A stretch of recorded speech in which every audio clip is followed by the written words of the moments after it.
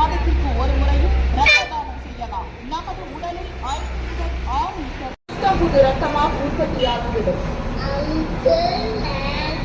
செய்த உடனேயே அல்லது சில நிமிடங்களிலேயே உங்களுடைய வழக்கமான பணிகளை செய்ய ஆரம்பித்து விடலாம். நீங்கள் ரத்த தானம் செய்த அந்த ரத்தம் சுமார் 48 மணி நேரத்திற்குள்ளேயே புது ரத்தமாக உற்பத்தியாகிவிடும்.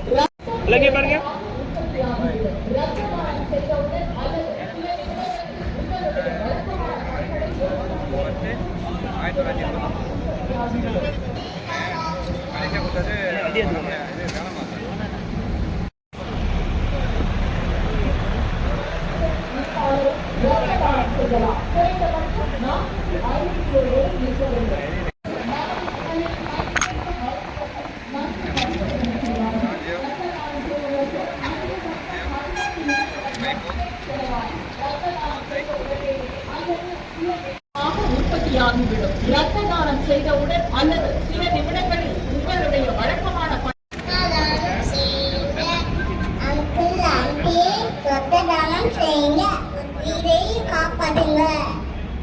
வயது முதல் 60 வயது வரை உள்ள ரத்த தானம் செய்யலாம். குறைந்தபட்சம் 40 செய்யலாம். நமது உடலில் 5 முதல் 6